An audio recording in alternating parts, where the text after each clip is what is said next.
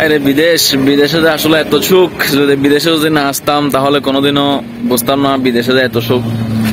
এই গরমের ভিতরে, অসুখের ভিতরে মানুষের থেকে আসলে কাজ করতে হয়। যেমন ধরেন আজকে আমার থেকে 2-3 দিন অসুখ, মানে আমি অসুস্থ, অনেক গায়ে জ্বর, আবার অনেক কাশি সর্দি।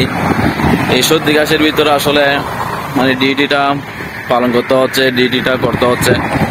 তো আসলে এখানে এমন একটা বিদেশ, সেই বিদেশের মধ্যে আপনি যত অসুস্থ থাকেন না কেন আপনার ডিউটিটা আসলে বরাবর করে দিতে হবে সেটা।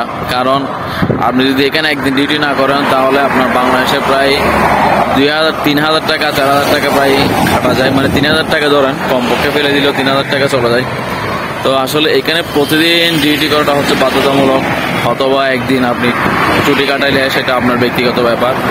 অনেক সময় দেখা যায় আপনার ওই টাকা থেকে, মানে ওই দিনের যে ছুটিটা কাটাইছেন ওই টাকাটা আসলে কোম্পানি অনেক সময় দেয়ও না সেটার জন্য। তো আসলে আমরা মনে করি বিদেশে আসলে অনেক সুখ, অনেক আরামদায়ক এখানে বিদেশটা। আসলে যারা দেশে আসে, মানে দেশে আছেন, তারা যদি একটা ভালো চাকরি করেন তাহলে তাদের জন্য অনেক ভালো এই জিনিসটা।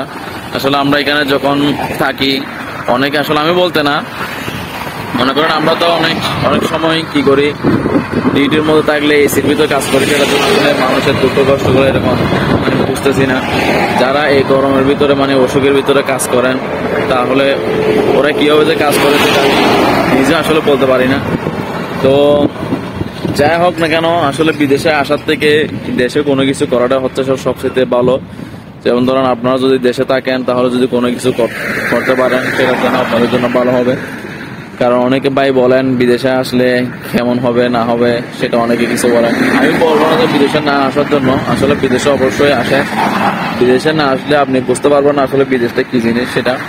যেমন ধরেন আজকে আমার 3 দিন অসুস্থ হয়ে গেছে, মানে 3 দিন অসুখের ভিতরে এখন আমার অসুস্থতা ভালো করে ঠিক হয় নাই, তবে আমার থেকে ডিউটিটা করতে হচ্ছে।